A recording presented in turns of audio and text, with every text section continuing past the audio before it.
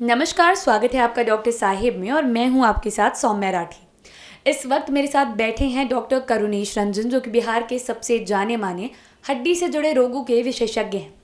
आज हम डॉक्टर साहिब से आपके सबसे आम सवाल का जवाब ढूंढने वाले हैं कि ठंड में ऐसा क्यों लगने लगता है कि हड्डियां काफ़ी ज़्यादा अकड़ गई हैं। सबसे पहले डॉक्टर साहब नमस्कार, बहुत बहुत स्वागत है आपका। डॉक्टर साहब, ठंड के दिनों में लोगों को अक्सर ऐसा लगता है कि उनकी बॉडी बहुत जकड़ रही है, हड्डियां अकड़ चुकी है, ऐसा लोग मानते हैं। तो फिर ये बात क्या सही है, क्या ठंड में हड्डियां अकड़ने लगती है? ये हड्डियां अकड़ने और जोड़ अकड़ने वाली बात सबके लिए एप्लीकेबल नहीं है। हाँ, लेकिन अगर किसी में हो रहा है तो उसे इग्नोर नहीं करना चाहिए। ये चीज़ें कब होती हैं? किसी की को आर्थराइटिस होता है, या आर्थराइटिस बहुत तरीके के होते हैं। इन्फ्लेमेटरी डिजीज हम कहते हैं, रोमेटॉइड आर्थराइटिस होता है, सोरियाटिक आर्थराइटिस होता है, बहुत सारे ऑटो इम्यून डिजीज होते हैं जो हमारे शरीर। गठिया को ही कहते हैं? गठिया एक वेग टर्म है, एक बहुत ही सिंपल टर्म है कि गठिया क्या हो रहा है। गठिया कभी कभी यूरिक एसिड के बढ़ने को गठिया कह देते हैं, लेकिन वो नहीं है। र्यूमेटॉइड आर्थराइटिस होता है, बहुत सारे उसके पैरामीटर्स हैं, बहुत सारे टाइप के डिजीज है ये। एक कोई बीमारी नहीं है आर्थराइटिस। आर्थराइटिस का मतलब हुआ कि हमारा जॉइंट इन्फ्लेम्ड है, जॉइंट का जो खोल है वो इन्फ्लेम्ड है।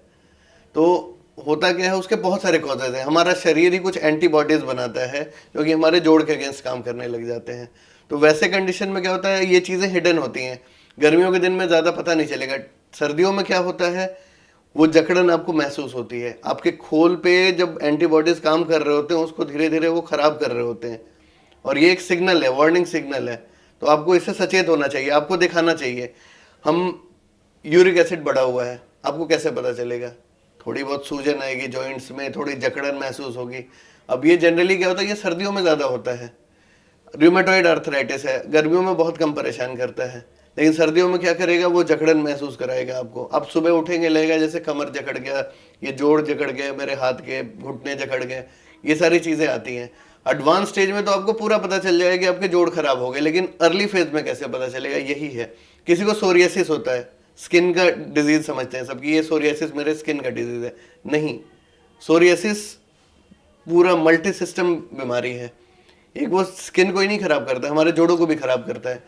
अब उसमें क्या होता है कि हम छोटा मोटा स्किन का ऑइंटमेंट लगा लिया, लोगों ने ट्रीटमेंट करा लिया, और जोड़ की जो जकड़न है उसे हम समझते हैं कि हाँ भाई सर्दियों से जकड़न हो रहा है। सर्दी जकड़न नहीं करती है, हमारे शरीर के अंदर कुछ प्रोसेस चल रहा होता है, उसको सर्दी बढ़ा देती है। तो हमें इग्नोर नहीं करना उस चीज़ को, हमें दिखाना है उसके लिए। छोटे से ब्लड इन्वेस्टिगेशन होते हैं, उसी से पता चल जाता है। फिर अगर आप उसका ट्रीटमेंट अर्ली फेज में स्टार्ट कर देते हैं तो आगे चल के आपको कोई परेशानी नहीं आती। तो ये बेसिकली एक वार्निंग सिग्नल है, आपको एक वार्निंग सिग्नल की तरह लेके चलना चाहिए इसको। जी। तो डॉक्टर साहब, क्या ये मान लिया जाए कि नॉर्मली हड्डी में जो स्टिफनेस फील होती है वो नॉर्मल भी है, कोई बड़ी चीज़ की बात नहीं? जैसे आपने बताया कि सिर्फ आर्थराइटिस के मरीजों को ज़्यादा होती है, लेकिन अगर नॉर्मल लोगों को, जैसे यूथ में भी आजकल हड्डियों से जुड़ी बहुत प्रॉब्लम्स होने लगी है, तो यहाँ पर कोई बड़ी समस्या नहीं है हड्डियों के जकड़न महसूस होना? यूथ में भी आर्थराइटिस हो सकते हैं, जो अर्ली एज ग्रुप होता है उसमें भी आर्थराइटिस होते हैं। एंकाइलोजिंग स्पॉन्डाइलोसिस, बहुत सारी बीमारियां हैं। जो रूमेटॉइड आर्थराइटिस है वो बच्चों में ही होता है बहुत ज़्यादा, वो जुवेनाइल रूमेटॉइड आर्थराइटिस हम कहते हैं उसे, बच्चों में भी होता है, ऐसा नहीं है। हाँ, जो स्पाज्म होता है, मसल खिंच गया या कंधा खिंच गया, वो सब चीज़ें ज़्यादा इसलिए होती हैं कि सर्दियों में मसल्स का जो लेंथ होता है वो छोटा होता है, तो जल्दी खिंचने की टेंडेंसी होती है जी। ये बस दिक्कत है। बाकी तो जो जोड़ के जकड़न है वो आर्थराइटिस के वार्निंग साइंस है। जी। उम्मीद करती हूँ कि डॉक्टर साहब ने जो सारी बातें बताई हैं आपने उन्हें ठीक तरीके से सुना और समझा होगा। इसी के साथ बहुत जल्द मुलाकात होगी डॉक्टर साहब के अगले एपिसोड में। तब तक के लिए अगर वीडियो को फेसबुक पर देख रहे हैं तो पेज को लाइक करिए, यूट्यूब पर देख रहे हैं तो चैनल को सब्सक्राइब करिए। कमेंट सेक्शन या मेल बॉक्स के माध्यम से आप बता सकते हैं कि डॉक्टर साहिब से आपके क्या सवाल हैं। धन्यवाद।